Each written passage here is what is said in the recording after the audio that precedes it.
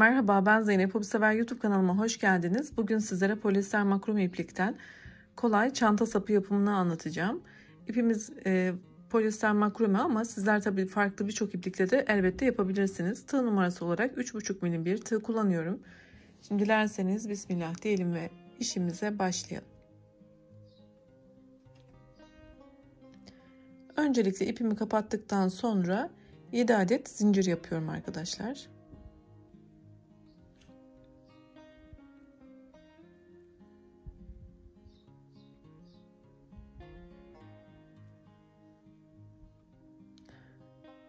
Şimdi geriye dönük tüm zincirlerden ilmek çıkartıyorum.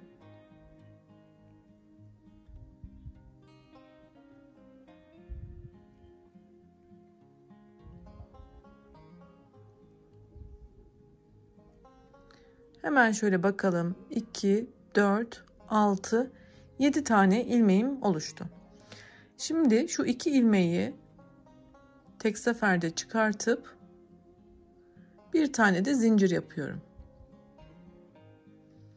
Sıradaki 3 ilmeği tek seferde çıkartacağız şimdi arkadaşlar.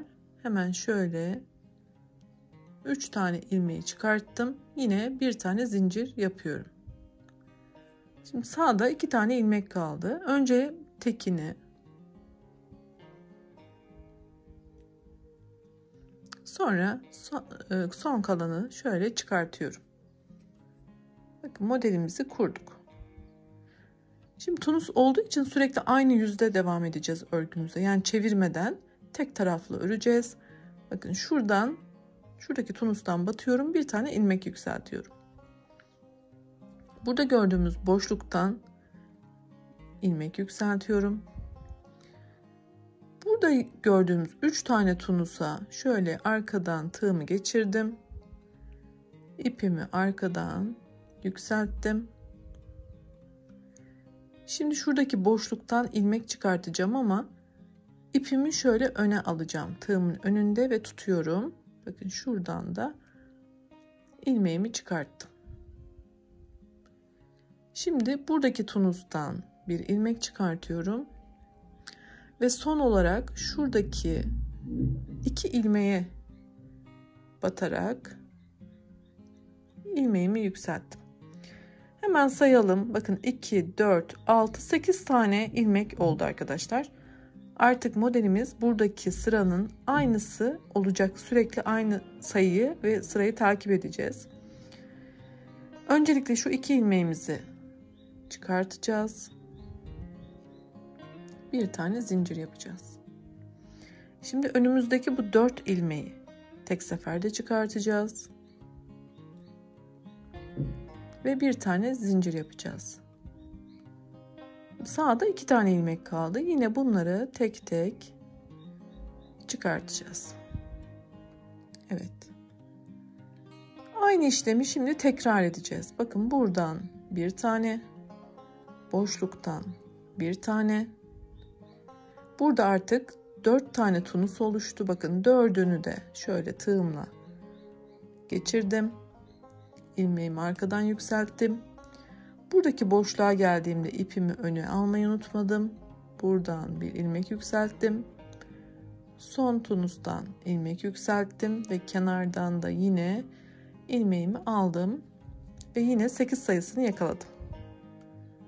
Şimdi öncelikle 2, bir tane zincir, 4, bir tane zincir ve bunları da böyle yaptım.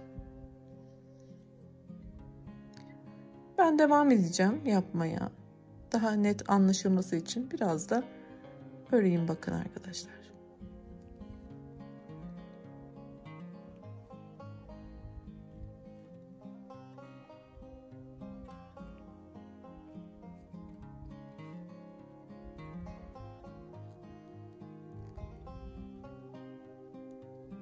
Başlangıcı düzgün kurduktan sonra zaten gerçekten çok kolay ama çok şık duruyor gerçekten. Hoş bir model. Birçok çantanızda kullanabilirsiniz. Ya da farklı alanlarda da bu örgüyü değerlendirebilirsiniz.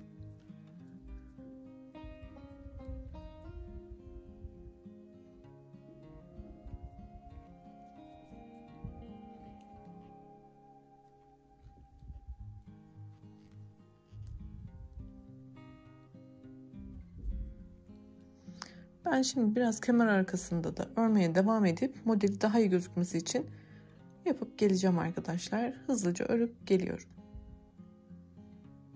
Ben örgümü devam ettirdim. Şöyle hemen görmeniz için tutmak istiyorum. Gerçekten çok güzel oldu. Şu kenarları çok muntazam. Arka kısmına da bakalım. Arkası da çok güzel arkadaşlar. Tertemiz bir iş çıktı.